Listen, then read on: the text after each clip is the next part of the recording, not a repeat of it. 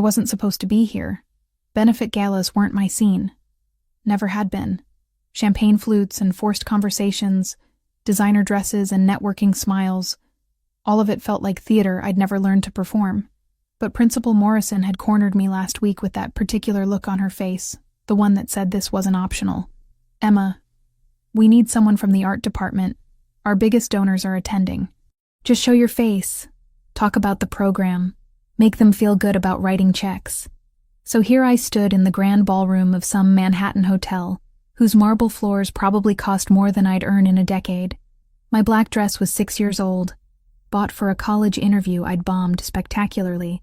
The flats on my feet were sensible because heels felt like voluntary torture. Around me, women glittered in jewelry that could pay off student loans. Men wore watches worth small cars. And I tried not to look as uncomfortable as I felt. My fingers found the necklace at my throat. They always did when I was nervous. Simple silver chain, small anchor pendant worn smooth from 15 years of anxious touching. I'd had it so long I barely remembered not wearing it. Sometimes I caught myself reaching for it in the shower, forgetting I'd taken it off. "Ms. Reeves?" I turned to find Principal Morrison approaching with a silver-haired man in an expensive suit. Everything about him screamed money and power, from his Italian leather shoes to the platinum watch on his wrist. "This is Richard Castellano, board member of the Fontanelli Foundation. They're considering a major grant for our program." I shook his hand and slipped into teacher mode. The version of myself that could talk passionately about art therapy and creative expression, even while my mind counted the minutes until I could leave. He asked questions about our curriculum, our student demographics, our success stories. I answered honestly because I believed in what we did, even if I hated doing it surrounded by this much wealth. "You're quite dedicated," he said after several minutes. "The foundation appreciates educators who genuinely care. I just want kids to have outlets I didn't have at their age." Difficult childhood? The question was too personal for a fundraiser, but his tone was kind enough that I answered. "Complicated, but art helped. Still does. Well, let me introduce you to our director. He makes the final decisions on grants." Castellano gestured across the ballroom. "He's young, but don't let that fool you. Alessandro takes the foundation's work very seriously." We moved through the crowd, and I tried not to catalog how out of place I felt.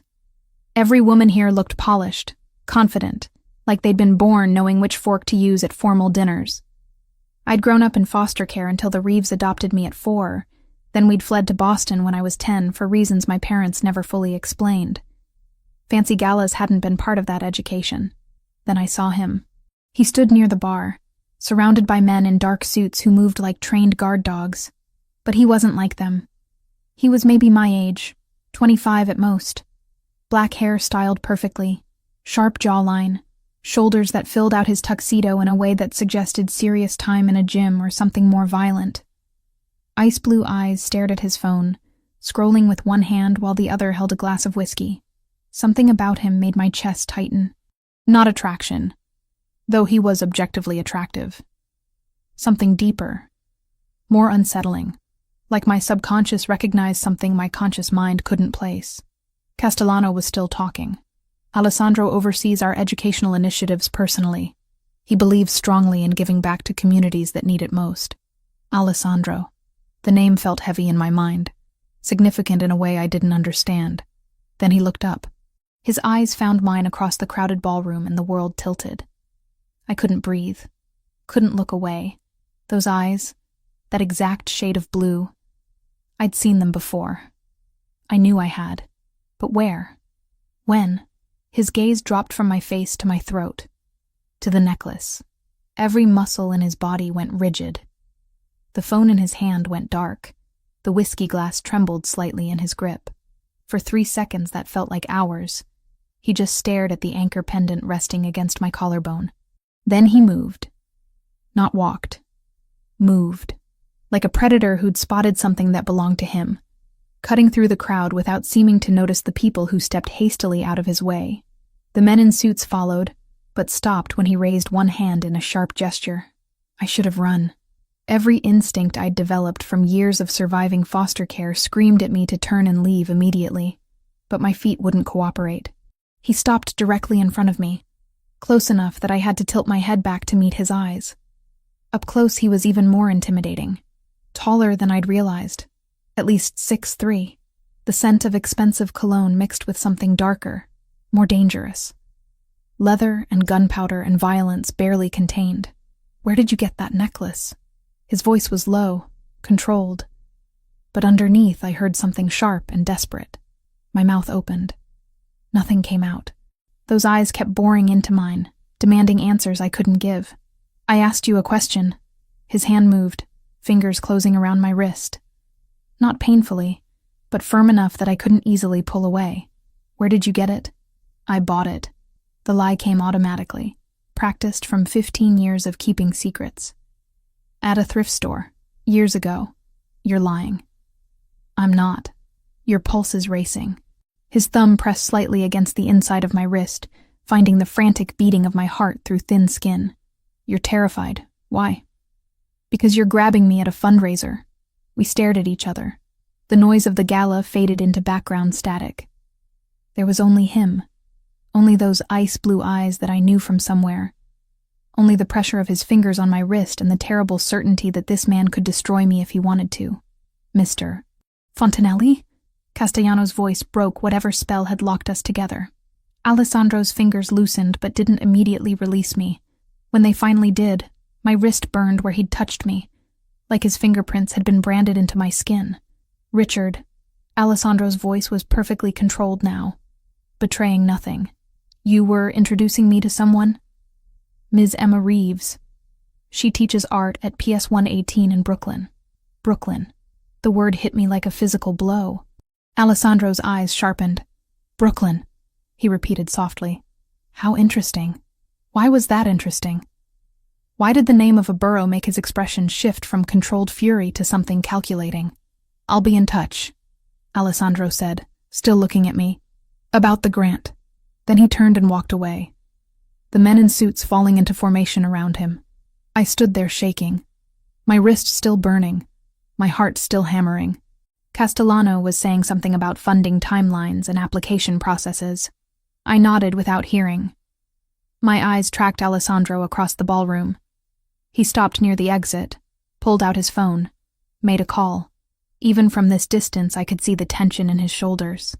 Then he looked back at me one final time. The promise in that look made my blood run cold.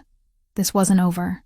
Whatever I'd accidentally triggered by wearing this necklace, by being here, by existing, it was just beginning.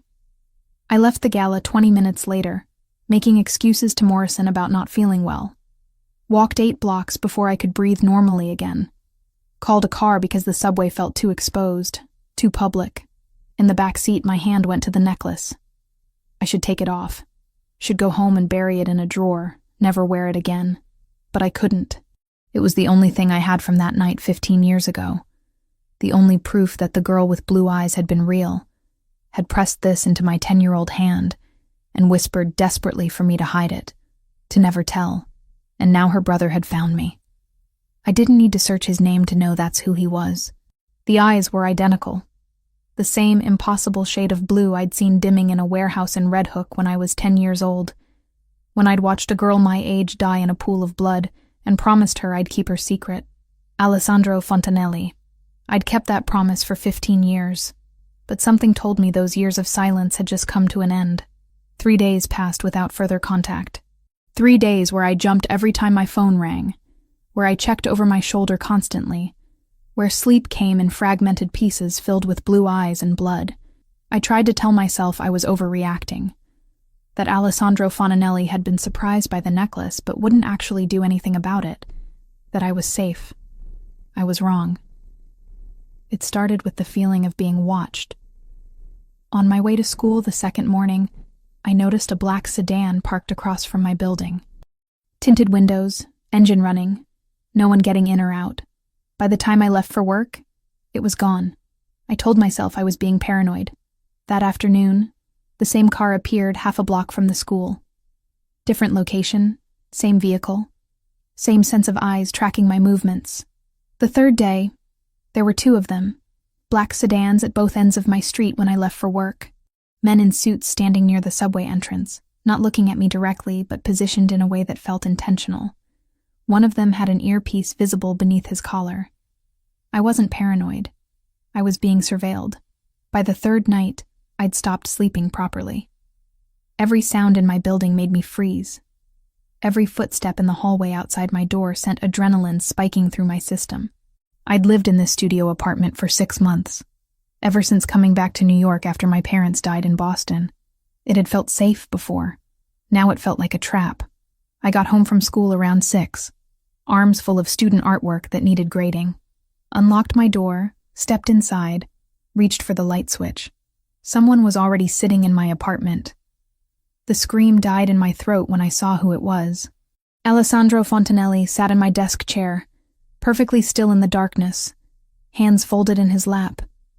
He wore a dark suit that probably cost more than 3 months of my rent. His ice blue eyes tracked my movement as I stood frozen in the doorway. "Close the door," he said quietly. My hand found the doorknob behind me. Every instinct screamed to run, to get out, to go anywhere but here. But where would I run? He'd found my apartment, had somehow gotten inside, had been waiting for me. Running wouldn't help. I closed the door. The click of the lock felt final. How did you get in? That's not the question you should be asking. Then what is? You should be asking how long I've known where you live, how much I know about you, and why you're still breathing when you've been lying to me. He stood in one fluid movement, towering over me even from across the small space. Emma Catherine Reeves, 25 years old. Born in Brooklyn, adopted by Michael and Jennifer Reeves at age 4. Lived in Brooklyn Heights until August 15th, 2010. Then your family relocated to Boston. Quickly. No job transfer, no family emergency. Just packed up and left within 2 weeks. My blood turned cold. You investigated me. Of course I investigated you. You're wearing my dead sister's necklace and lying about where you got it. He took a step closer. But here's what I can't figure out. Why did your family run to Boston on August 15th, 2010? That's 2 weeks after my sister was murdered in a warehouse in Red Hook. That's 2 weeks after a 10-year-old girl was executed and the only witnesses were the killers. I don't know what you're talking about. More lies. Another step. Your heart is racing again. You're terrified. Because you do know. You know exactly what I'm talking about. He pulled his phone from his pocket, unlocked it, held it up so I could see the screen. A photograph filled the display. 2 children, maybe 9 years old, laughing at something off camera. A boy and girl with identical black hair and blue eyes. The girl wore the necklace I was wearing now. This was my sister, Bianca. We were twins. This was taken a month before someone shot her 3 times in an abandoned warehouse and left her to die. His voice was steady, but underneath I heard something breaking. She was wearing this necklace when she died. It was a gift from me. I made it myself, saved for months to buy the pendant, had it attached to sterling silver. There's no other one like it in the world. I couldn't look away from the photograph. The girl's face, frozen in happiness, laughing at something she couldn't have known would be her last summer. Those blue eyes so full of life. So, I'll ask you one more time, Emma. Where did you get that necklace? My legs gave out. I slid down the wall until I was sitting on the floor, arms wrapped around my knees. 15 years. I'd kept this secret for 15 years. Never told anyone, not even therapists my parents sent me to after we moved. Never spoke about that night, about what I'd seen, about the promise I'd made. But now her brother was standing in my apartment with evidence I couldn't deny, and the walls I'd built around that memory were crumbling. I was there, I whispered. Alessandro went completely still. What? I was there that night. In the warehouse. I saw everything. The words kept coming now. 15 years of silence breaking like a dam. I was hiding. I didn't mean to be there. I ran away from home and I was just trying to find somewhere safe to sleep, and I ended up in that warehouse and then they came. He moved closer, slowly, like approaching a wounded animal. Crouched down in front of me so we were at eye level. Tell me everything. So I did. I told him about my adoptive father drinking, about the fight that night, about running away at 10 years old with nowhere to go, about finding the abandoned warehouse in Red Hook, about hiding under a tarp-covered table in the upstairs office. about waking up to the sound of cars pulling up outside. I heard footsteps on the metal stairs. I stayed hidden, but I could see through a gap in the tarp, could see into the main warehouse space through the office window. My voice shook, but I kept going. There was a man. Older, silver hair. He was carrying a little girl. She was crying, asking for her dad. He kept telling her it was okay, that they'd be with her dad soon, that she was safe. Alessandro's breathing changed. Franco Sassolini, my father's advisor. I don't know his name, but he seemed kind. He set her down behind some crates, told her to stay quiet. Then the others came. 3 men. 2 of them were speaking another language, Italian maybe. The third one had an accent, different from the others. Hispanic, and he had a tattoo. I closed my eyes, pulling up details I'd tried to forget. A snake. Green and black, going from his collar up his jaw. Very detailed. What happened then? They argued. The older man, Franco, he stood between the girl and the 3 men, started yelling at them. It got louder, more aggressive. Then I heard phones ringing. One of the men answered, spoke quickly in Italian. He said a name. Luminari. I remember because it sounded pretty, like something from a fairy tale. Alessandro's entire body went rigid. You heard Luminari? You're certain? Yes. He said it twice on the phone. Then everything happened so fast. Tears ran down my face, but I didn't stop. The man with the snake tattoo pulled a gun. Franco tried to shield the girl, but they shot him. 3 times. He fell. She screamed and tried to run. They shot her too. Where were you? Still under the table. I was paralyzed. Couldn't move, couldn't scream. I just watched. They made more phone calls, talked about cleaning up later. Then they left, got in their cars and drove away. And it was so quiet except for this wet, rasping sound. My voice broke completely. I knew I should help. I knew I should do something. But I was just a kid and I was terrified. It took me so long to move. By the time I crawled out and went down to where she was, I thought she was already dead.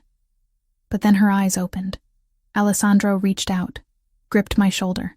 She was alive? When you got to her? Barely. There was so much blood.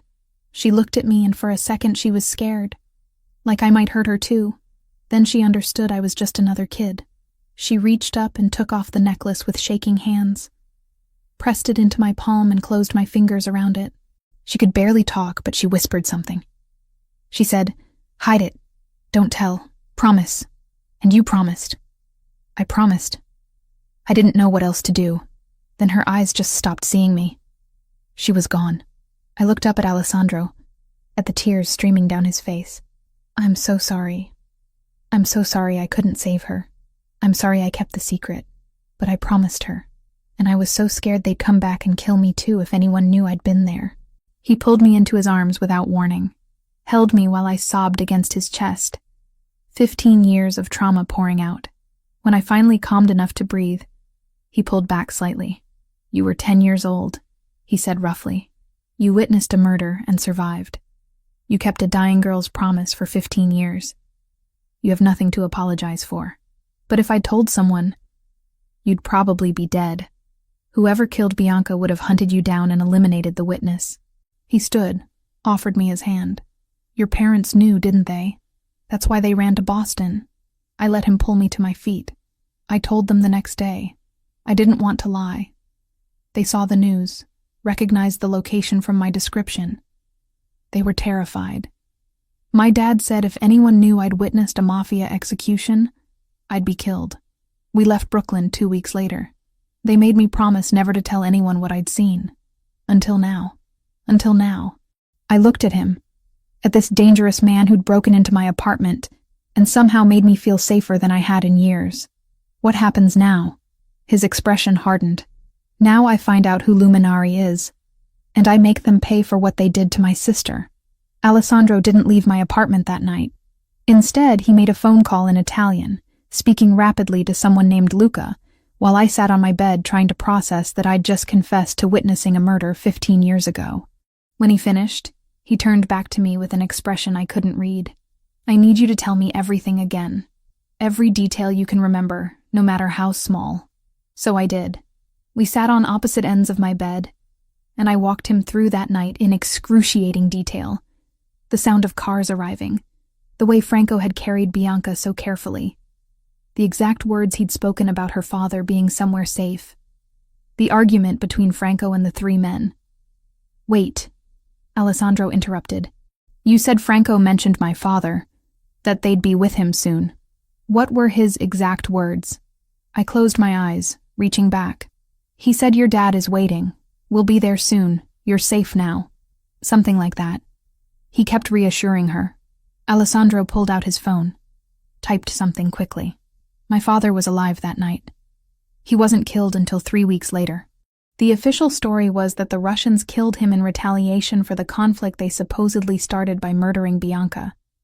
But if Franco was taking Bianca to meet our father somewhere safe, then your father knew something was wrong. He was trying to protect her, which means he knew there was an internal threat. Someone close enough to the family that he couldn't trust normal channels. Alessandro's jaw tightened. Tell me more about the three men, the two who spoke Italian first. I tried to visualize them. One was taller, muscular build, dark hair. He was the one who made the phone call, who said Luminari. The other was shorter, stockier. They both wore dark clothes. Nothing distinctive I can remember. And the third? The one with the tattoo? That one was easier. Tall, but not as tall as you. Maybe 6 feet, shaved head, very muscular. The tattoo was incredibly detailed. A snake with its mouth open, fangs showing. It started at his collar and went all the way up the left side of his neck to his jaw. Green and black ink. He wore a leather jacket even though it was summer, and when he spoke he had a strong accent. Spanish, I think, but I was 10. I couldn't tell you exactly what kind. Alessandro was typing on his phone again. The snake tattoo, that's distinctive. If he's cartel, someone will know him. And if he's cartel. His expression darkened. The family was told the Solntsevskaya Bratva killed Bianca. Russian mafia. We've been at war with them for 15 years because of it. But if the actual killer was Mexican cartel, then someone lied about who did it. Someone orchestrated the whole thing, used Bianca's death to start a war that benefited them. He stood, paced my tiny apartment. Roberto Luminari. You heard that name on the phone. Roberto Luminari has been my underboss for the past 4 years. Before that, he served as regent of the family, managing everything after my father died until I was old enough to take control. The implications were staggering. You think he killed your sister? I think he hired someone to kill my sister, killed Franco, and then killed my father to cover it up. Then he spent 15 years positioning himself as my most trusted advisor, while I hunted the wrong enemy. Alessandro's voice was ice. And now you're the only person who can prove it. Fear spiked through me. What does that mean? It means you're in danger. If Roberto finds out you exist, that you witnessed the murder, he'll eliminate you. He's kept this secret buried for 15 years. He won't let one witness destroy everything he's built. But no one knows I was there. I've never told anyone except my parents, and they're dead. I found you in 3 days, Emma. If I could track you down using basic information, Roberto can too. Especially now that he knows I'm interested in you. Alessandro stopped pacing, looked at me directly. Those men following you? That was me. But now Roberto knows I'm investigating something. He'll want to know why. And when he digs into your background, he'll find the same things I did. 10-year-old girl, family fled Brooklyn 2 weeks after the murder. Same time frame, same neighborhood. My hands started shaking. So what do? You come with me. Now. Tonight. I'll put you somewhere safe while I investigate Roberto, while I find proof of what he did. I can't just leave. I have a job, responsibilities. You'll be dead within 48 hours if you stay here. The bluntness made me flinch. He wasn't trying to scare me. He was stating a fact, something he understood from years living in a world I'd only glimpsed from the shadows. I'll handle your job. He continued. Family emergency, need immediate leave, perfectly understandable. Your principal won't question it. But Emma, I'm not giving you a choice here. You're coming with me whether you agree or not, because you're the key to everything. The only living witness to my sister's murder. The only person who can identify the killers and confirm Roberto's involvement. I should have argued. Should have fought for my independence, my right to make my own decisions. But looking at Alessandro's face, at the determination and barely controlled fury, I understood something fundamental. This wasn't about me anymore. This was about a 10-year-old girl who'd bled out on a warehouse floor while her brother searched for answers. This was about justice 15 years delayed. Okay, I said quietly. I'll go with you. Relief flickered across his face, quickly masked. Pack a bag. Enough for a week. Clothes, toiletries. Anything you can't live without. While I moved around my small apartment gathering things, Alessandro made more phone calls. I heard him giving orders in clipped tones, arranging security, setting up protocols. When I emerged from the bathroom with my toothbrush and medications, he was standing by the window looking down at the street. There's a car parked at the end of the block that wasn't there when I arrived, he said without turning around. Black sedan. Engine running. Could be nothing. Could be Roberto's people already moving. My blood ran cold. Already? He's not stupid. He's survived this long by being paranoid and proactive. Alessandro finally turned to face me. Ready? I looked around my apartment. 6 months of trying to build a life in the city where I was born. Trying to find some connection to the place my parents had fled from so urgently. Now I was leaving again. Running again. Because of the same night that had forced us out the first time. Ready? I lied. We took the back stairs. Alessandro moved with practiced ease through my building, clearly having scouted it before breaking in earlier. At the ground floor, a different door than the main entrance, he held up a hand to stop me, pulled out his phone, checked something, then pushed the door open. A black SUV waited in the alley, windows tinted, engine running. The driver was a massive man with a shaved head and a scar bisecting his left eyebrow. He nodded to Alessandro. Vincent, any problems? 2 men watching the front entrance. They haven't moved in 20 minutes. Want me to handle them? No. We leave quietly. If they follow, lose them. If they try to intercept, eliminate the threat. Alessandro opened the back door, gestured for me to get in. Emma, this is Vincent. He's been with me for 8 years. You're safe with him. I climbed into the SUV, Alessandro following. The interior smelled like leather and gun oil. As Vincent pulled out of the alley, I caught a glimpse of 2 men in suits standing near the front of my building, exactly where Alessandro had said. One of them spoke into a radio as we passed. They've made us, Vincent said calmly. Lose them. What followed was the most terrifying 10 minutes of my life. Vincent drove like he'd trained for this, weaving through Brooklyn streets with precision that suggested military or law enforcement background. Twice I saw cars behind us attempting to follow. Twice Vincent outmaneuvered them with turns that shouldn't have been possible. Finally, we merged onto the highway heading toward Manhattan. No one followed. We're clear, Vincent confirmed. Alessandro's hand found mine in the darkness, squeezed once. You did well. Most people panic. I'm panicking now, I admitted. I know, but you're doing it quietly, which is what matters. His thumb traced circles on the back of my hand, a gesture that should have been comforting, but felt charged with something else. Emma, I need you to understand what you're walking into. My world isn't safe. It's not clean or simple. The people I deal with, the things I have to do to maintain control, they're not pretty. You're warning me about violence? I watched your sister die when I was 10 years old. This is different. This is choosing to be part of it instead of accidentally witnessing it. I'm not choosing to be part of your world, I said.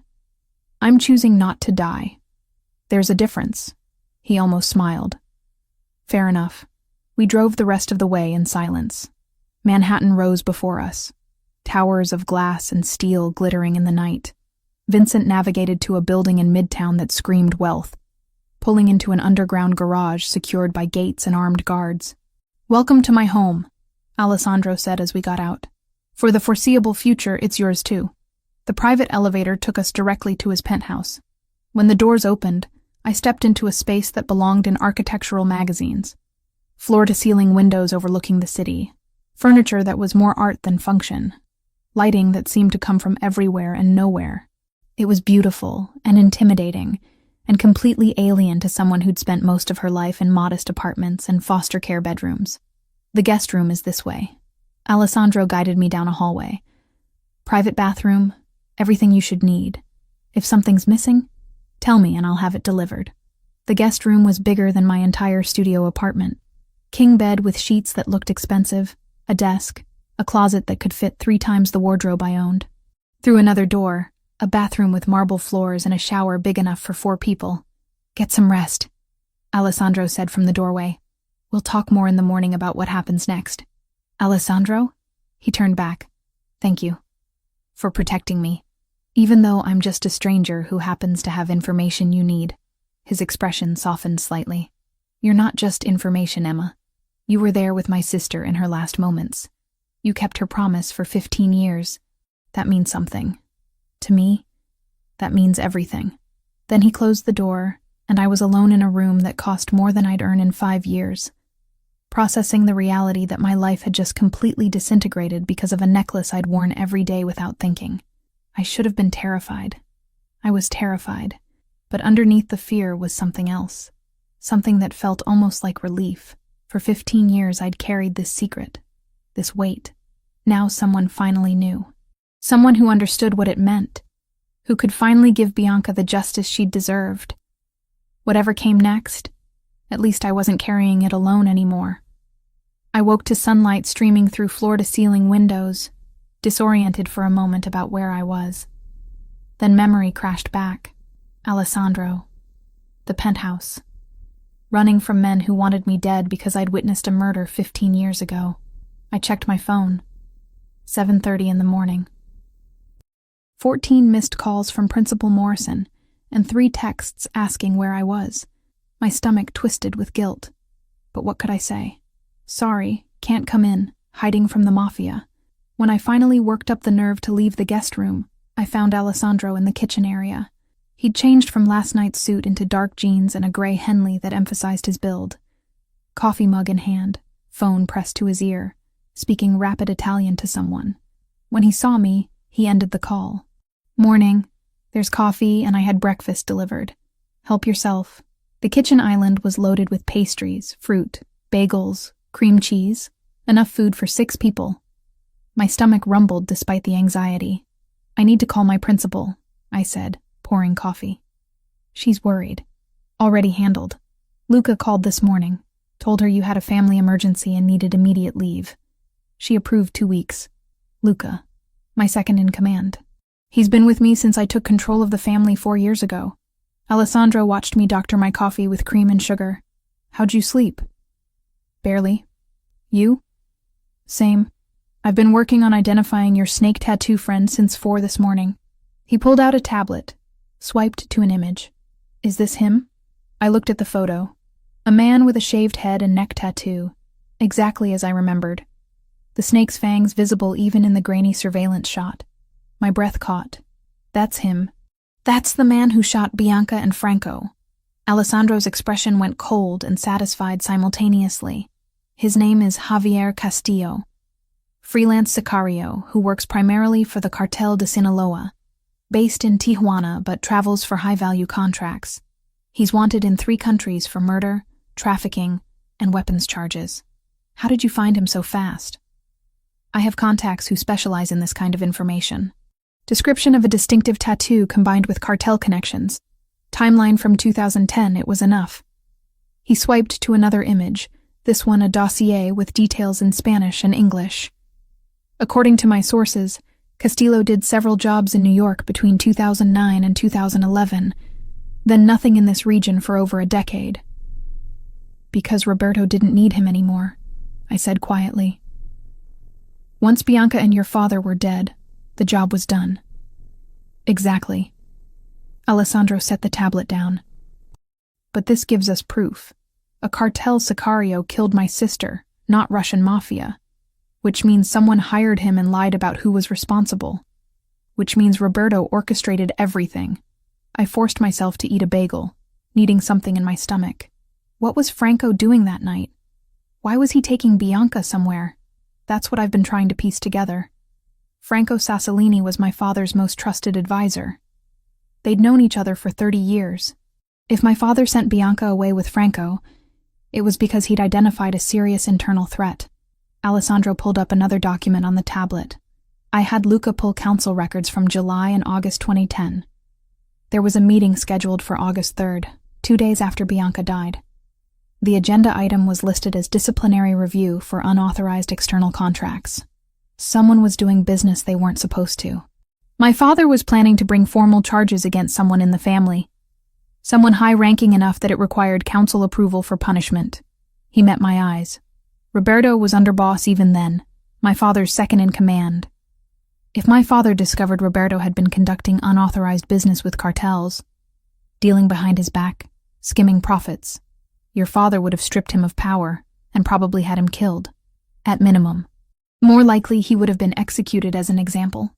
Alessandro's voice was matter of fact, like we were discussing firing an employee instead of murder. So Roberto moved first. Had Castillo kill Franco and Bianca to prevent them from reaching safety, then killed my father 3 weeks later before the investigation could advance. The pieces fit together with horrible clarity. Your father must have known something was wrong. That's why he sent Bianca away with Franco. He was trying to protect her until he could deal with Roberto. But someone tipped Roberto off. Someone told him Franco was moving Bianca that night. Alessandro's jaw tightened. Which means Roberto had spies even back then. People loyal to him over my father. I thought about what I'd heard that night, replaying the conversation in my mind. When Franco was arguing with the men, he said something. He switched to English for one sentence. He said, "He knows everything. He's already gone to the council." Alessandro went very still. You're certain those were his words? I'm certain. It stood out because everything else was in Italian. But that one sentence, he said it in English. Maybe so Bianca would understand, or maybe just because he was stressed. I closed my eyes, pulling up the exact memory. He said it right before they shot him, like he was trying to tell them it was too late, that killing them wouldn't stop what was already in motion, which means my father had already presented evidence to the family council, had already started formal proceedings against Roberto. Alessandro stood abruptly, started pacing. That's why Roberto had to kill my father so quickly. The council knew there was an investigation. If my father had lived another week, Roberto would have been exposed and eliminated. But your father died, and you were just a child, too young to follow up on the investigation. And Roberto became regent, controlling everything while I grew up. He had 11 years to bury evidence, to consolidate power, to ensure his version of events became accepted truth. By the time I was old enough to take control at 21, the Russian war had been raging for over a decade. There was no reason to question it. My phone buzzed. A text from an unknown number. I opened it, and my blood turned to ice. The message was simple. One line. We know you're with him. Come out, and we'll make it quick. I showed Alessandro. His expression went from anger to cold fury in a heartbeat. When did this come through? Just now. I don't recognize the number. He took my phone, did something with it, then handed it back. They tracked you through your phone. I should have thought of that last night. We'll get you a clean device today. Alessandro. They know I'm here. They know I'm with you. They know you're somewhere with me. This building is a fortress. They can't get to you here. But his tone suggested he was trying to convince himself as much as me. I need to move faster. Roberto's escalating, which means he's panicking. As if summoned by the conversation, Alessandro's phone rang. He glanced at the screen, and something flickered across his face. It's Roberto. Are you going to answer? I have to. If I avoid him now, it confirms I'm onto him. Alessandro composed his expression into neutrality before answering. Roberto, good morning. I couldn't hear the other side of the conversation, but I watched Alessandro's face carefully. His expression remained controlled, but his free hand curled into a fist against the counter. No, I haven't been avoiding you. I've been dealing with some personal matters. Nothing that concerns family business. Pause. I don't think that's necessary. Whatever you need to discuss can wait until our scheduled meeting Thursday. Another pause. Longer this time. No, Roberto. I'm not meeting you today. I said Thursday. He ended the call, set the phone down deliberately. He wants to meet immediately. Says there are urgent matters requiring my attention. He's never pushed this hard before. Because he knows something's wrong. He knows you're investigating. Or he knows about you. Alessandro's eyes met mine. Emma, I need to ask you something, and I need complete honesty. When you were in that warehouse, did anyone see you? Even for a second? Any chance one of those men knew there was a witness? I thought back, replaying every moment. I don't think so. I was completely hidden under the tarp. They never came upstairs to the office area. After they left, it was several minutes before I moved. By then they were gone. But there's a chance, a small one, that they saw movement, heard something, noticed something was off. I suppose there's always a chance. But I was terrified. I barely breathed. 15 years, Emma. Roberto's kept this secret for 15 years. If he even suspects there was a witness, someone who could destroy everything he's built, he'll eliminate that threat without hesitation. Alessandro moved closer, his presence overwhelming in the bright kitchen. Which means you can't leave this penthouse. Not for any reason. Not until I've dealt with Roberto and neutralized the threat. How long will that take? Days. Maybe a week. I need to gather enough evidence to prove to the family council that Roberto betrayed us. I need documentation, witnesses, something beyond just your testimony. He reached out, tucked a strand of hair behind my ear. The gesture was gentle but possessive. I know this feels like a cage, but it's a cage that keeps you breathing. And if Roberto comes here, if he forces a meeting, then he'll have to go through 12 armed men and me. And I promise you, Emma, he won't get to you. I failed to protect Bianca. I won't fail to protect you.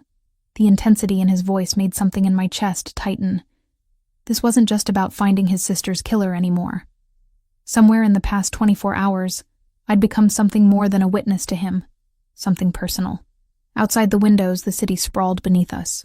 Millions of people living ordinary lives, going to jobs, drinking coffee, completely unaware that 20 floors above them, a woman was hiding from killers because she'd made a promise to a dying child 15 years ago. I need to do something, I said. I can't just sit here waiting. If I'm stuck in this penthouse, give me something to do, something useful. Alessandro considered this, then nodded. Write down everything you remember from that night. Every detail, no matter how small. Descriptions of the 2 Italian men. Any other words you heard. The exact timeline. Anything that might help us identify everyone involved. You think there were others besides Roberto? Roberto didn't act alone. Someone helped him, covered for him, possibly carried out the actual murders under his orders. If we can identify everyone involved, we can dismantle his entire network. He handed me the tablet. Start writing. I'll have Luca bring you a clean laptop and phone later. As he turned to leave, my hand caught his wrist. Alessandro, thank you. For believing me. For protecting me. I know I'm just some random teacher who happened to witness something, but you're not random, he interrupted. You were there when my sister died. You gave her comfort in her last moments. You kept her promise for 15 years. That makes you family in a way Roberto never was. His hand covered mine where it gripped his wrist, and I protect my family. Then he was gone, disappearing into his office to make calls in Italian, while I sat at his kitchen counter trying to write down memories I'd spent 15 years trying to forget. 5 days trapped in Alessandro's penthouse. 5 days of watching the city through floor-to-ceiling windows, feeling like a bird in a very expensive cage. The guards rotated shifts every 8 hours. I learned their names, their patterns, the way they moved through the space like well-trained shadows. Marcus during the day, David in the evenings, Vincent at night. All of them unfailingly polite, constantly armed, never quite looking me in the eye. Alessandro disappeared for hours at a time, handling business he wouldn't discuss. Sometimes I'd hear him on phone calls in Italian, his voice sharp with command. Other times he'd work in his office with the door closed, and I'd see the glow of his computer screen through the frosted glass. He'd check on me periodically, ask if I needed anything, then vanish again into whatever violent world he inhabited. I spent my time writing down everything I remembered from that night, filling pages with details I'd tried to forget. The sound of Bianca's breathing as she died, the exact shade of Franco's silver hair, the pattern of blood on the concrete floor, every word I could remember from the phone conversations. Alessandro collected these notes like they were sacred texts, studying them for hours, cross-referencing with information I wasn't privy to. By the 6th night, I was going quietly insane. The penthouse was beautiful, but it was still a prison. I couldn't leave, couldn't see friends, couldn't even open a window because Alessandro was paranoid about sniper positions. The walls were closing in. I couldn't sleep again. Too much nervous energy, too much thinking about Roberto hunting me, too much replaying that warehouse scene on an endless loop. Around 2 a.m, I gave up and went to the living room in pajama pants and an oversized t-shirt Alessandro had given me when my clothes ran out. The city glittered beyond the windows like scattered diamonds. How many people out there were sleeping peacefully, unaware that a war was brewing in the shadows? How many of them had witnessed murders and kept the secret for 15 years? Can't sleep? I spun around. Alessandro stood in the doorway to his office, tie loosened, sleeves rolled up to his elbows. He looked exhausted, dark circles under his eyes, jaw shadowed with stubble. He'd been pushing himself as hard as he was pushing his investigation. I didn't mean to disturb you. You didn't. He moved to the bar, poured whiskey into 2 glasses, brought one to me. You look like you need this more than I do. I took it, even though alcohol at 2 a.m. felt like a terrible idea. The burn was familiar now after 5 nights of this routine. Funny how quickly bad habits formed in captivity. How long does this go on? I asked. How long before Roberto makes his move or you make yours? Soon. We're close to having everything we need. He sat on the couch, gestured for me to join him. I did, keeping distance between us, hyper-aware of how thin my borrowed pajamas were. Luca found records of wire transfers from Roberto's accounts to shell companies in Mexico. The timing matches up with when Castillo was in New York. It's not conclusive proof, but it's circumstantial evidence. Is that enough? Not yet. I need something concrete. A witness, documentation, recorded confession. Something the family council can't dismiss as coincidence. He took a long drink. The problem is Roberto's been covering his tracks for 15 years. He's good at this. What happens if you can't prove it? Do I just hide here forever? No. If I can't prove it through evidence, I'll handle it another way. His expression went cold. But that's messier. It raises questions, creates instability. I'd prefer to do this cleanly. I knew what he meant by handle it another way. Murder. Plain and simple. And the casual way he discussed it reminded me that no matter how gentle he'd been with me, Alessandro Fontanelli was still a mafia boss. Violence was his language. Tell me about her, I said instead. About Bianca. What was she like before that night? He was quiet for so long I thought he wouldn't answer. Then, she was everything I wasn't. Soft where I was hard. Kind where I was cold. We were twins, but we couldn't have been more different. His fingers traced the rim of his glass. She cried when she saw hurt animals, would bring home strays even though my father forbade it. She'd sneak them into her room, hide them until our mother inevitably found out. Your father was strict? He ran a criminal organization. Strict doesn't begin to cover it, but with Bianca he was different, softer. She was the only person who could make him laugh genuinely. Alessandro set his glass down, stood, crossed to a bookshelf, pulled down a silver-framed photograph, brought it back to me. The image showed 2 children around 9 years old, a boy and girl with identical black hair and blue eyes, arms around each other, laughing at something off camera. The girl wore the necklace I'd had on at the gala. Joy radiated from both their faces.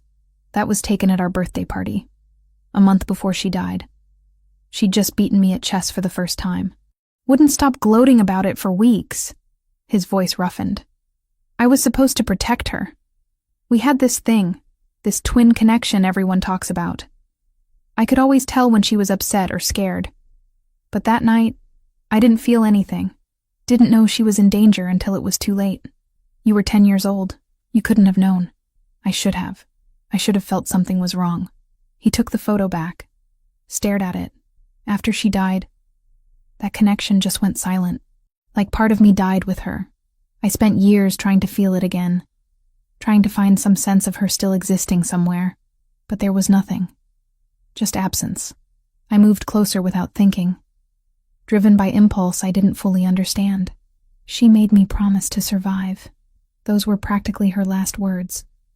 To hide the necklace, to never tell, and to survive. I think she knew she was dying and she wanted someone to live. Even if she couldn't. Alessandro's eyes met mine. You kept that promise. For 15 years you survived. You built a life, became a teacher, helped other kids. That's what she would have wanted. Is it enough, though? I survived, but I never got her justice. I never told anyone what really happened. You're telling now. That's what matters. His hand came up, cupped my face. The touch was gentle but electric. Emma, I need you to understand something. You're not just a witness to me. You're not just a piece of evidence in my investigation. Then what am I? You're the last person who saw my sister alive. The last person who heard her voice, who felt her touch. You're a connection to her I thought I'd lost forever. His thumb traced my cheekbone. And you're someone who's been carrying this trauma alone for 15 years, because you were brave enough to keep a dying girl's promise. The air between us felt charged. I should have moved back, maintained distance, remembered that this man was dangerous no matter how gently he touched me. But I didn't. Instead, I leaned into his palm, felt the warmth of his skin against mine. Alessandro. His phone rang, shattering the moment. He pulled back, answered it with clipped efficiency. I only caught fragments. Luca's name, something about council archives. Then Alessandro's expression changed completely, shifting from controlled warmth to predatory focus. You found it? You're certain? Pause. No, don't send it digitally.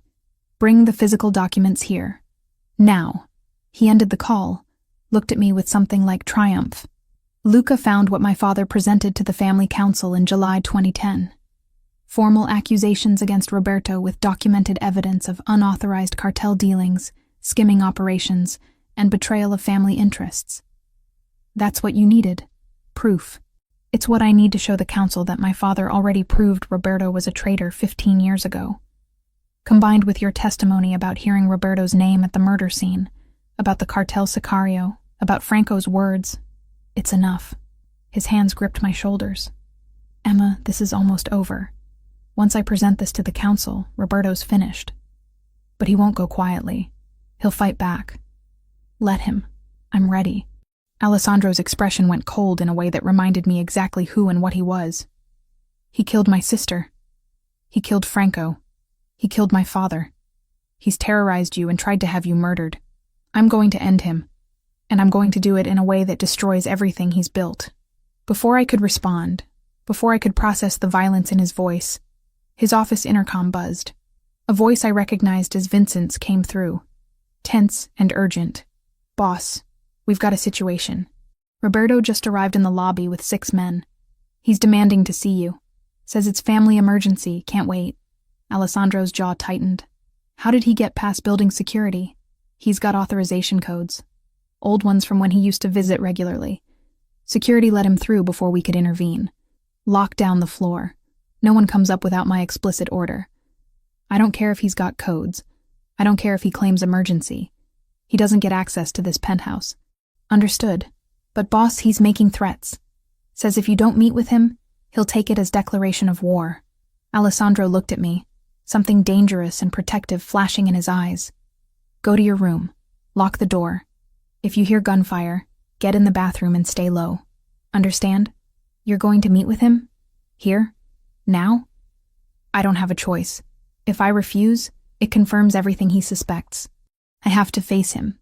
Have to maintain the pretense that nothing's wrong until Luca arrives with those documents. His hands framed my face. Emma, I swear to you he won't get near you. I'll kill him myself before I let him hurt you. I'm not worried about me. I'm worried about you walking into an ambush.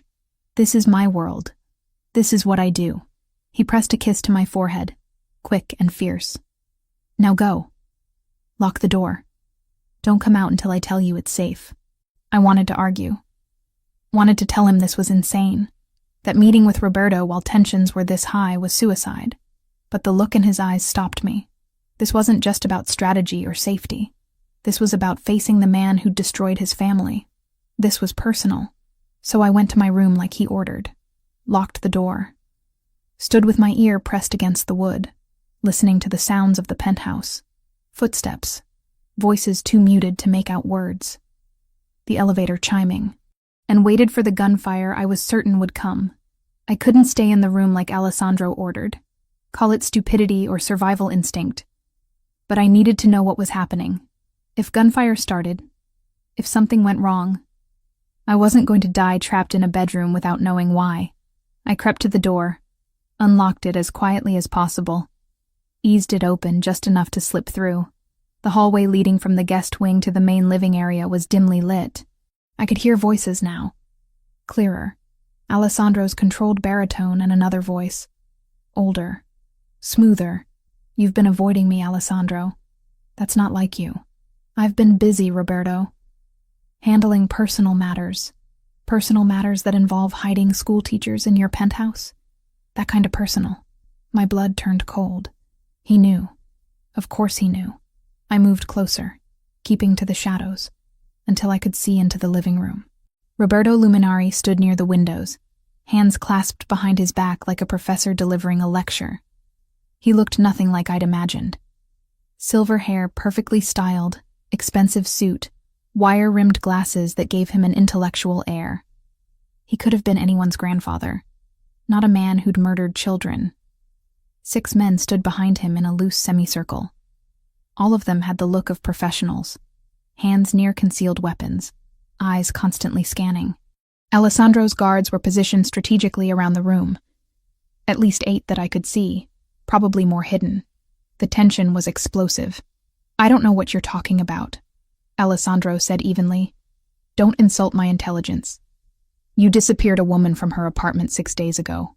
Emma Reeves, 25, substitute teacher. The same woman you showed unusual interest in at that fundraiser. Roberto turned from the window, smile never reaching his eyes. Want to tell me why you're so fascinated with a nobody school teacher? That's my business. Everything you do is family business. You're not just Alessandro Fontanelli anymore. You're the boss. Your actions affect all of us. Roberto moved closer, unthreatening, but deliberate. So I'll ask again. Why are you hiding her? What does she have that's worth risking political stability? Nothing that concerns you. But it does concern me, because I've done research on Ms. Reeves. Very interesting background. Born in Brooklyn, adopted young, lived in Brooklyn Heights until August 2010. Then her family fled to Boston within 2 weeks. No job transfer, no explanation, just ran. August 2010. That was the same month sweet little Bianca died. Same neighborhood, too. What a remarkable coincidence. Alessandro's expression didn't change, but his hand moved slightly toward his weapon. The guards all tensed simultaneously. Careful with accusations, Roberto. I'm not accusing anyone of anything. I'm simply observing interesting patterns. Roberto spread his hands in a gesture of reasonableness. A 10-year-old girl witnesses a traumatic event. Her family runs away to protect her. 15 years later, she shows up wearing a very distinctive necklace. And suddenly you're investigating things that were settled long ago. Makes a man wonder what she saw that night. You're reaching. Am I? Because from where I stand, it looks like you've found a witness. Someone who can contradict the accepted version of events from 15 years ago. Someone who might have information that could be dangerous to certain people. Roberto's mask of civility cracked slightly. Where is she, Alessandro? Somewhere you'll never find her. Is she listening right now? Hiding in one of your guest rooms? Roberto raised his voice. Emma, sweetheart, if you can hear me, you should know Alessandro can't protect you forever. Eventually, you'll have to leave this penthouse. And when you do, my people will be waiting. I pressed my back against the wall, fighting the urge to run. He was baiting me, trying to draw me out or scare me into making mistakes. She's not your concern, Alessandro said coldly. She's absolutely my concern. She's a threat to family stability, to our understanding of past events, to certain arrangements that have been in place for 15 years. Roberto's voice hardened. I know what she is, Alessandro. I know what she saw, and I know you're using her testimony to build a case against me. Then you know I have proof you're a traitor." The words hung in the air like a death sentence. Roberto's pleasant facade shattered completely. "Traitor, I'm the one who held this family together after your father's death. I'm the one who raised you, who taught you everything you know about leadership. I earned my position through years of loyal service. You murdered my sister. You murdered Franco. You murdered my father." Alessandro's voice was ice. "You hired a cartel sicario named Javier Castillo to kill them, then blamed the Russians to start a war that kept everyone distracted while you consolidated power. You've been lying to my face for 15 years. Roberto laughed. Actually laughed. "You're basing this fantasy on the word of some teacher who claims she witnessed something 15 years ago when she was a traumatized child?" "Alessandro, I expected better. I have more than her testimony. I have financial records showing wire transfers to Mexican shell companies. I have documentation of your unauthorized dealings with the Cartel de Sinaloa. I have the formal accusations my father presented to the family council days before his death." For the first time, uncertainty flickered in Roberto's eyes. "That's impossible. Luca found them in the council archives. Everything my father compiled proving you were a traitor. He was going to bring charges, strip you of rank, probably have you executed. So you moved first. Killed Bianca and Franco to prevent them from escaping. Killed my father to stop the investigation. Then spent 15 years rewriting history. Even if that were true, you can't prove it. Your witness is a traumatized woman with childhood memories. Hardly credible. And whatever documents you think you have can be explained as misunderstandings, accounting errors. The council will decide that. Not you." Alessandro pulled his phone from his pocket. "Luca, come up. Bring the documents." Roberto's expression went cold and calculating. His hand moved slightly, a signal to his men. They all shifted, hands going to weapons, preparing for violence. "I could kill you right now," Roberto said conversationally. "Tell the family you'd gone mad with paranoia. That you attacked me first, forced my hand. Half the council would believe it. You've been erratic lately, distracted. It would make sense. You'd never leave this building alive. My men outnumber yours 3-1 just on this floor. But I'd still be rid of you. That might be worth the cost." They stared at each other. Two predators weighing violence against survival. I realized with horrible clarity that I was about to witness a massacre. The air felt dense with inevitability. Then the elevator chimed. Luca stepped out, carrying a leather portfolio. He looked pale but determined. "Boss, I have everything." Roberto's eyes tracked to the portfolio with barely concealed hatred. "Let me see what Antonio supposedly compiled against me." Luca opened it, pulled out yellowed documents. Even from my hiding spot, I could see the handwritten notes, the signatures. Council records from July 28, 2010. Antonio Fontanelli presented formal charges against Roberto Luminari.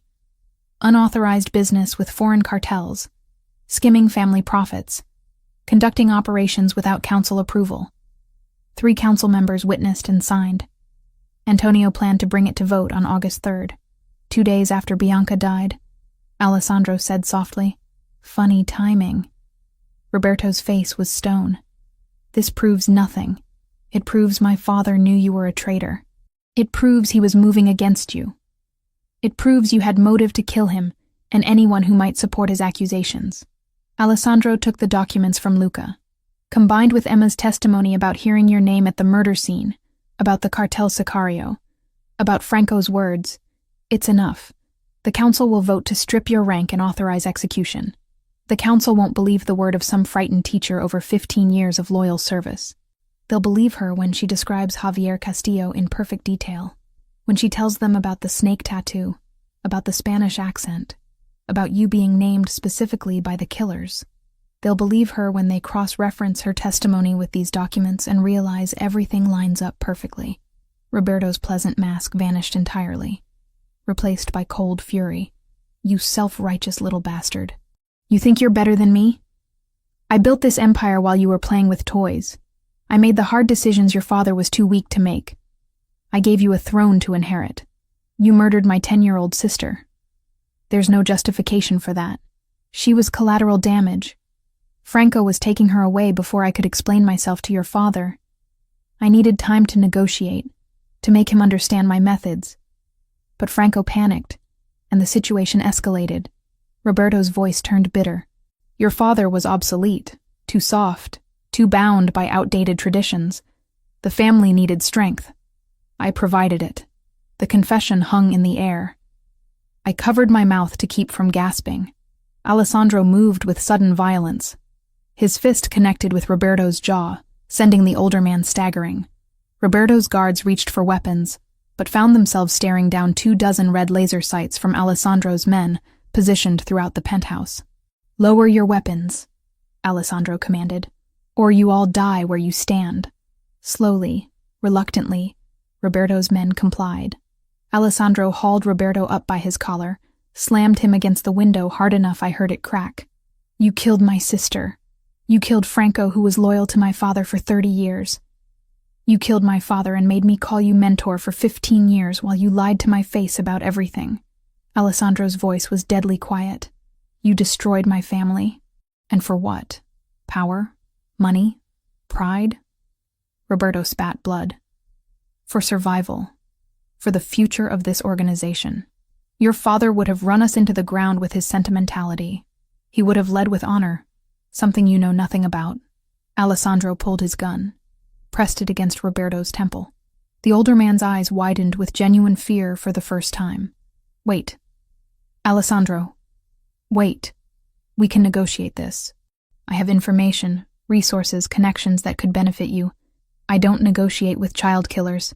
That witness of yours. She's still vulnerable. My people know about her. Even if you kill me, they'll finish the job. She'll never be safe. Alessandro hit him again, then again. Roberto crumpled to the floor, face bleeding, glasses shattered. Her name was Bianca, my sister, your victim. Say her name. Alessandro, please. Say it. Bianca, Roberto sobbed. Her name was Bianca, and I had her killed because she was in the wrong place. And Franco, and your father. I did it all to protect what I'd built. I'm sorry. I'm sorry. Sorry isn't enough. The gunshot was deafening in the enclosed space. Roberto's body jerked once, then went still. Blood spread across the white marble floor like dark wine, pooling around his head. I couldn't move. Couldn't breathe. I'd just watched Alessandro execute a man in cold blood. Watched him pull the trigger without hesitation, without remorse. The man who'd been gentle with me, who'd kissed my forehead an hour ago, had just become a killer right before my eyes. Alessandro stood over the body for a long moment. Then he turned, looked directly at my hiding spot in the shadows. Our eyes met across the distance. Emma. I ran. Back to the guest room, slamming the door, locking it even though I knew it wouldn't keep him out if he wanted in. Collapsed on the bed, hands over my ears like I could unhear that gunshot. Unsee the blood spreading across expensive marble. Footsteps approached. A soft knock. Emma. Let me in. Go away. Please. You killed him. You just shot him in the head in your living room. He deserved it. That's not justice. That's execution. In my world, they're the same thing. His voice was steady through the door, no hint of regret. He murdered 3 people. He destroyed my family. He tried to have you killed. What did you expect? That I'd hand him over to the police? I pressed my palms against my eyes, trying to block out the image of Roberto's body on the floor. I knew what you were. I knew you were dangerous. But seeing it, watching you pull that trigger, it's different. It makes it real. Silence. Then quietly, I know, and I'm sorry you had to see it, but Roberto needed to die, and he needed to know exactly why before the end. I couldn't argue with that, but I also couldn't reconcile the man who'd held me gently hours ago with the one who'd just committed murder, without flinching. I didn't see Alessandro for 3 days after Roberto's death. He was handling what he called cleanup, which I tried not to think about too carefully. The body was gone when I finally emerged from the guest room the next morning. The marble floor spotless, no evidence that a man had died there, like it had never happened. But I knew better. The image was burned into my memory alongside Bianca bleeding out 15 years ago. Some things you couldn't unsee. The guards were different now. More of them, rotating more frequently, all on high alert. Vincent explained when I asked that Roberto's death had created instability. His loyalists were still out there, some of them high-ranking. The family council was meeting to review evidence, to decide if Alessandro had been justified. Until they voted, we were in a holding pattern. On the fourth morning, Alessandro finally appeared. He looked exhausted, older than his 25 years. Shadows under his eyes, jaw tight with stress, shoulders carrying weight I couldn't begin to imagine. "Can we talk?" he asked from the kitchen doorway. I'd been making coffee, trying to maintain some semblance of routine while trapped in his penthouse. "I suppose we have to eventually." He poured himself a cup, leaned against the counter. "I know seeing Roberto die was traumatic. I know it confirmed every fear you have about what I am, what I'm capable of. But I need you to understand something. He wasn't going to stop. If I'd let him walk out of here, he would have escalated, would have come after you, after anyone who could expose him. I understand the logic. I'm not stupid." I cradled my mug, staring into dark liquid. "But understanding why you did it doesn't make it easier to accept. One moment you're gentle with me, making me feel safe. The next you're executing someone. How do I reconcile those two versions of you? You don't. They're both real. Both part of who I am." He moved closer, not quite touching, but close enough I could feel his warmth. "Emma, I'm not asking you to forgive what I did or accept my world as normal. I'm asking you to understand that violence is sometimes the only language power understands. Roberto murdered 3 people and would have murdered more. Justice in my world isn't courtrooms and lawyers. It's direct and immediate. And now? Now that he's dead, what happens? Now the family council reviews everything. My father's documents, your testimony, financial records linking Roberto to Castillo, his confession before he died." Alessandro set his mug down. "They'll vote on whether his execution was justified. If they rule in my favor, his assets are forfeit, and his loyalists fall into line. If they rule against me, I face consequences." "What kind of consequences?" "Best case, censure and loss of some authority. Worst case, forced resignation and exile." His expression was unreadable. "Possibly death if they decide I've become unstable." My chest tightened. Would they really kill you? The family doesn't tolerate leaders who make unauthorized executions. Even if Roberto was guilty, I moved without council approval. That's a violation of protocol. He finally looked at me directly. "But I'd do it again. He deserved to die for what he did to Bianca. And what about me? Once the council votes, am I free to go?" Something flickered in his eyes. "You want to leave? I want to stop being a prisoner. I want to go back to my life, my apartment, my job. I want to pretend the last week and a half never happened." The words came out harder than intended. "You saved my life. I'm grateful. But I can't live in this world. I can't be the person who watches executions and acts like it's normal. I never asked you to. You didn't have to. Just by being here, by knowing what I know, I'm complicit. I'm part of it now, whether I want to be or not." Alessandro was quiet for a long moment. Then quietly, "You're right. You didn't choose this. Bianca made you promise to survive, and you kept that promise. But keeping it brought you into my world, made you a target. That's not fair to you. So what happens next? The council meets tomorrow. They'll hear everything, review evidence, make their determination. Regardless of outcome, Roberto's network is dismantled. Without him giving orders, his people have no direction. You'll be safe to resume your life." He paused. "If that's what you want, what else would I want? You could stay." The words hung between us, weighted with meaning I wasn't ready to unpack. Not as a prisoner, as someone who chooses to be here. With me. I stared at him, trying to understand what he was offering. "Alessandro, I'm a substitute teacher from Brooklyn. You're a mafia boss who just executed your underboss. What kind of life could we possibly have together? An honest one. One where you know exactly who and what I am, and choose me anyway." He moved closer, cupped my face in his hands. "Emma, I know this is insane. I know I have no right to ask after everything you've witnessed.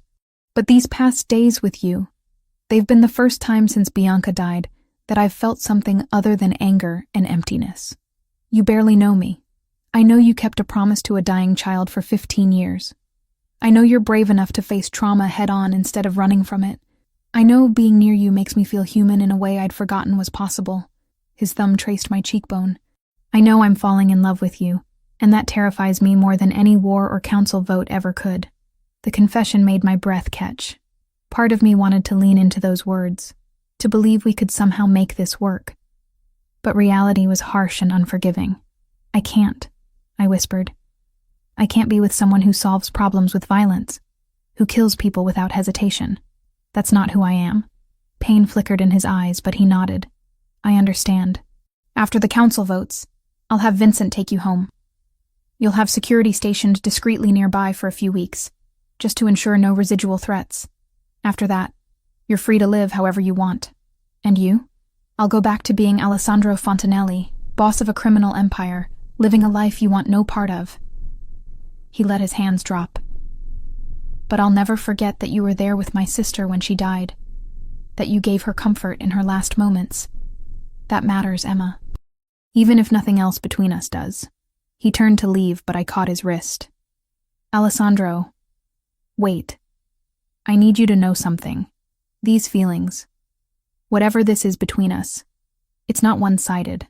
When you touch me, when you look at me like I matter, I feel something I haven't felt since my parents died. Like I'm not alone anymore. Then why are you pushing me away? Because I'm terrified. Terrified of your world, of the violence, of losing myself in something I can't control. I watched my parents live in fear for 15 years because of one night. I can't do that to myself. Can't choose a life where danger is constant, and death is always one decision away. Alessandro pulled me into his arms, held me tight against his chest. I could hear his heart beating, strong and steady despite everything. I wish I could promise you safety. I wish I could be someone other than what I am. But I can't lie to you. Not after everything. My world is dangerous. It always will be. And anyone close to me lives with that reality. I know. I pulled back enough to look at him. That's why I have to leave. Not because I don't care about you. Because I care too much to watch you become more of what killed Bianca. You think I'll end up like Roberto? I think violence breeds violence. I think the more you kill, the easier it becomes. I think eventually you'll stop seeing people as human and start seeing them as obstacles or threats. I touched his face gently. And I think you deserve better than that. Better than becoming the thing you hate. He kissed me then, fierce and desperate, like he was trying to memorize the taste of me before I disappeared. I kissed him back, pouring 15 years of loneliness and fear and desperate need for connection into it. When we finally broke apart, we were both breathing hard.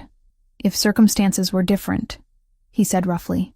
If I was anyone else, would you stay? If circumstances were different, we never would have met. Bianca would still be alive and you'd be living whatever life she'd have wanted for you. I managed a sad smile. I'm glad I met you, Alessandro. I'm glad I could finally tell someone the truth about that night. But we were never meant to be anything more than this. Two people brought together by tragedy, trying to find justice for a little girl who deserved so much better. She did deserve better. So do you. He stepped back, putting distance between us. The council meets at noon tomorrow. Luca will bring you my decision after that. Whatever they decide, you'll be free by tomorrow night. What if they rule against you? What if you're in danger? Then I'll handle it the way I handle everything.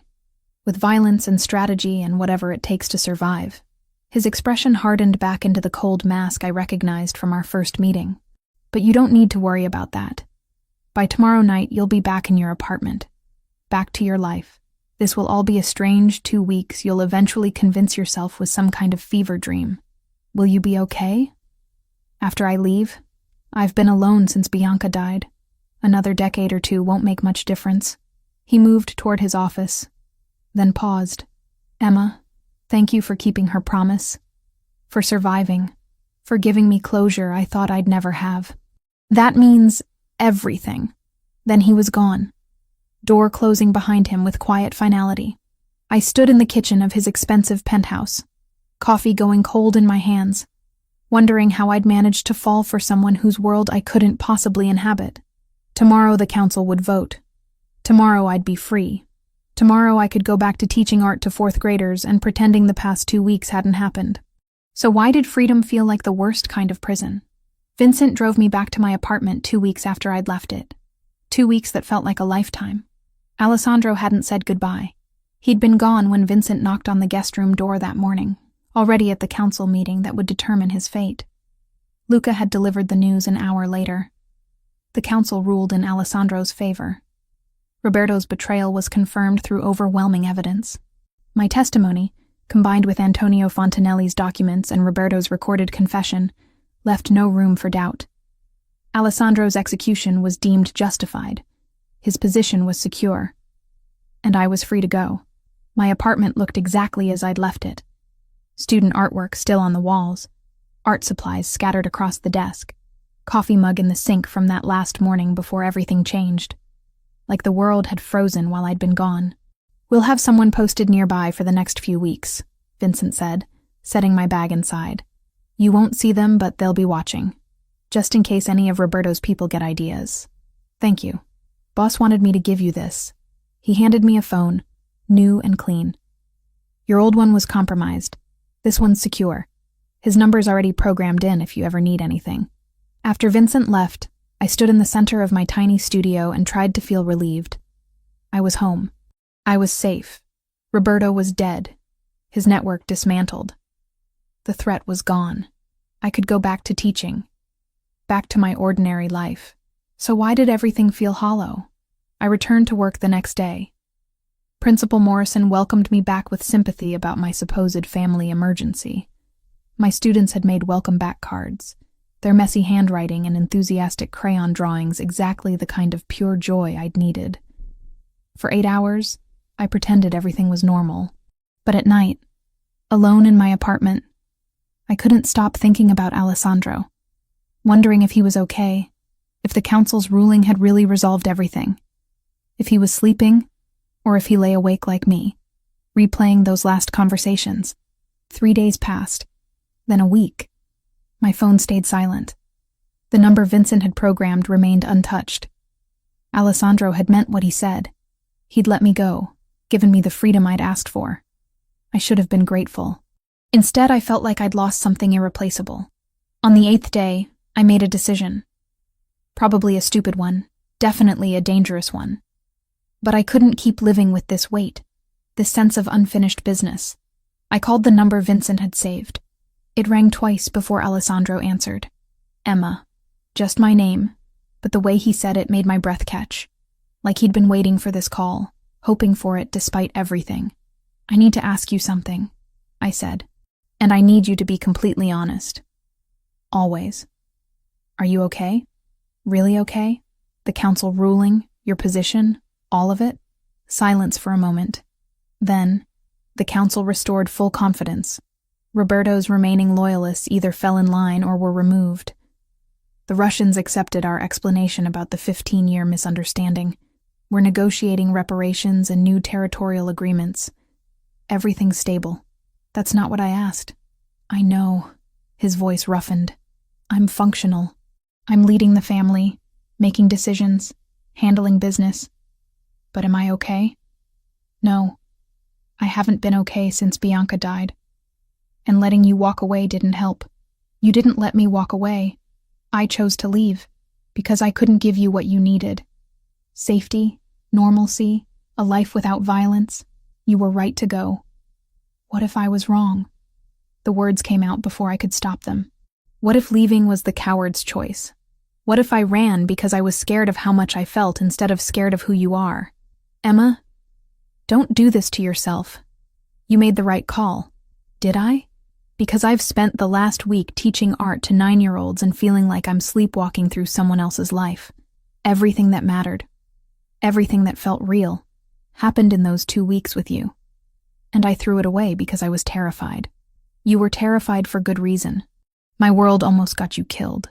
Your world also made me feel alive for the first time since my parents died. Made me feel like I mattered.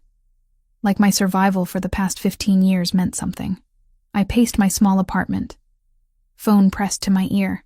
Alessandro, I need to know something. When you said you were falling in love with me, did you mean it? Or was it just the intensity of everything that happened? I meant it. I mean it. Past tense doesn't apply when the feeling hasn't changed. He paused. But that doesn't mean we should act on it. You deserve better than a life spent wondering if I'll come home, or if you'll get a call that I've been killed. You deserve peace. What if I don't want peace? What if I want something real, even if it's dangerous? Emma, I want to see you. Not at your penthouse, not with guards everywhere. Somewhere neutral. Can you do that? When? Tonight. There's a cemetery in Brooklyn, Greenwood. Meet me at the main entrance at 8. Why a cemetery? Because I need to take you somewhere. Show you something. And then we can both decide if this is really over, or if we're giving up on something that could matter. He agreed. I spent the rest of the day second-guessing myself. But by 7:30, I was in a car heading to Greenwood Cemetery. The grounds were officially closed, but Alessandro had connections that could open anything. He was waiting when I arrived, standing beside a black car, wearing jeans and a dark jacket instead of his usual suits. He looked younger, more like the 25-year-old he actually was instead of the mafia boss he'd been forced to become. "Where are we going?" he asked as I approached. "Follow me." I'd done research during the week I'd been gone. Found records, made calls, discovered information I hadn't known at 10 years old. Now I led Alessandro through winding cemetery paths until we reached a section with newer headstones. There, 2 markers side by side, Bianca Marie Fontanelli, born March 15, 2000, died August 1, 2010, beloved daughter and sister. Franco Giovanni Sassolini, born June 8, 1960, died August 1, 2010, loyal friend and protector. Alessandro stopped dead, staring at the stones like he couldn't quite believe they were real. "I didn't know they were buried together. Your mother arranged it." I found the records. She wanted Bianca laid to rest beside the man who tried to save her. I moved closer to him. I've never visited before. Never could bring myself to face it, but I needed to come here with you. Needed to tell her that her promise worked, that I survived, that I helped you find the truth. Alessandro knelt between the 2 graves, one hand on each stone. "Bianca, I'm so sorry it took me 15 years. Sorry I didn't figure it out sooner. Sorry Roberto got away with it for so long." His voice broke. "But I got him. He's gone. And Franco's been avenged too. You're both finally at peace." I knelt beside him, pulled the necklace from under my shirt. I'd worn it every day for 15 years. But now it was time to let it go. She gave me this in her last moments. Made me promise to hide it, to never tell, to survive. I kept that promise, Bianca. I survived. And because I did, Alessandro found the truth. Your death wasn't meaningless. It wasn't forgotten. I unclasped the necklace, placed it at the base of Bianca's headstone. The anchor pendant caught the fading sunlight, gleaming silver against dark granite. "Thank you," I whispered. "Thank you for trusting me. Thank you for that final gift. I hope wherever you are, you know you made a difference." Alessandro pulled me against him, buried his face in my hair. We stayed like that for a long time, kneeling between 2 graves, mourning people we'd both lost in different ways. Finally, he pulled back enough to look at me. "Why did you bring me here?" "Because I needed you to see that I'm not running from your past anymore. I'm not scared of the girl who died, or the weight of what I witnessed. I've carried her with me for 15 years. If I'm with you, I'll keep carrying her, but I won't be alone in it anymore. Emma, I still can't promise you safety. I'm not asking for safety. I'm asking for honesty, for a real relationship where I know exactly who you are and what your life involves, where I maintain my own identity, my own life, but build something with you anyway." I took his hands. "I want to keep teaching. I want my own apartment as a refuge when everything gets too intense. I want clear boundaries and the ability to walk away if things become unbearable. But I also want you. Want whatever this is between us. You're asking for a partnership, not a fairy tale. Fairy tales are for people who don't understand that real life is complicated and messy and sometimes terrifying. I understand exactly what being with you means. And I'm choosing it anyway." I met his ice blue eyes. "Are you choosing me back?" He kissed me then, gentle and fierce all at once. When we finally broke apart, He rested his forehead against mine. I choose you. Every day. Every decision. For as long as you'll have me. But if it gets too dangerous, if you change your mind, if you need to leave, I won't stop you. Your safety matters more than my happiness. Deal. But you don't get to make decisions for me about what's too dangerous. I'm an adult who survived trauma before. I can make my own choices. Stubborn woman. You have no idea. We stayed at the cemetery until the sun finished setting, talking about logistics and boundaries and what a relationship between a mafia boss and a substitute art teacher could possibly look like. It wouldn't be easy. It wouldn't be safe. But it would be real. 6 months later, I stood in front of a classroom teaching 4th graders about color theory, while Alessandro handled business I deliberately didn't ask about. Most nights I went home to my apartment in Park Slope. Some nights I went to his penthouse in Manhattan. We'd found a rhythm that worked, a balance between his world and mine. And once a month, we visited Greenwood Cemetery together, brought flowers, told Bianca stories about our lives, thanked her for the promise that had brought us together. She'd asked me to survive 15 years ago. I'd done more than that. I'd lived, and I'd found someone who understood that surviving and living weren't always the same thing, but both were worth fighting for. The anchor necklace remained at her grave, returned to its rightful owner, but the promise remained with me, woven into everything I'd become. Some people are brought together by chance, others by tragedy. Alessandro and I were brought together by a 10-year-old girl's final wish, a 15-year-old secret, and the desperate human need to believe that even in darkness, justice and love could somehow survive.